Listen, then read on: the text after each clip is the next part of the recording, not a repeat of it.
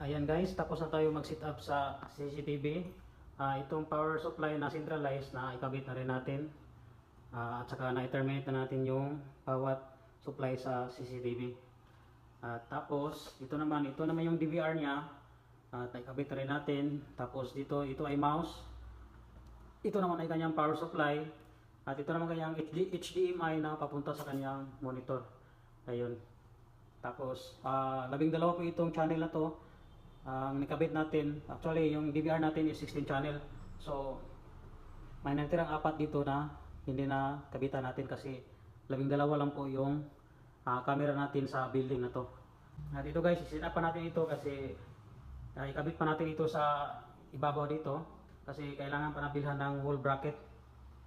Ayan. Pwede natin ito 12 channel guys na makita yung 12 channel. Ayun. Kasi walang 12 channels. Dito tayo sa window. Dito tayo sa window division. Tapos ang pipiliin natin is yung 4x4. Kasi pag i-click mo ito, lalabas yung 16 channel. Maghanap tayo ng 12 channel, wala dito na makikita natin.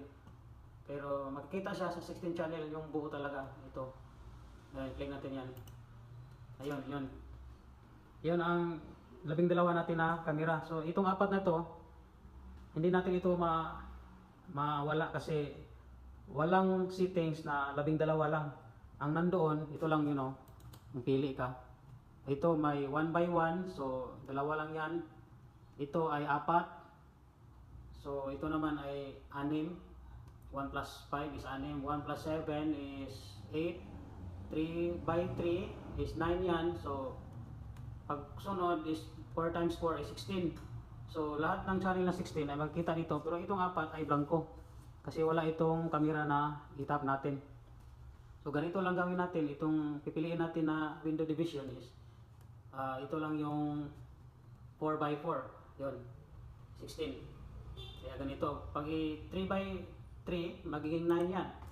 Ayan So siyam lang yun ang kanyang camera na makikita sa monitor. Pero yung tatlo, gagana rin yun.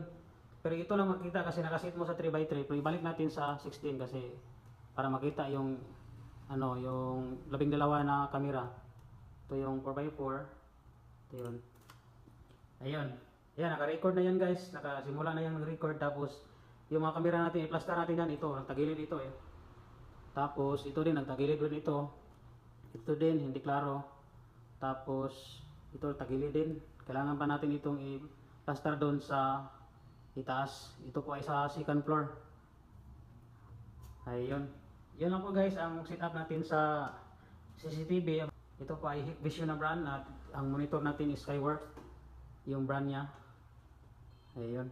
Ito ay Hikvision din yung DVR. Yun lang po guys. Salamat sa panonood.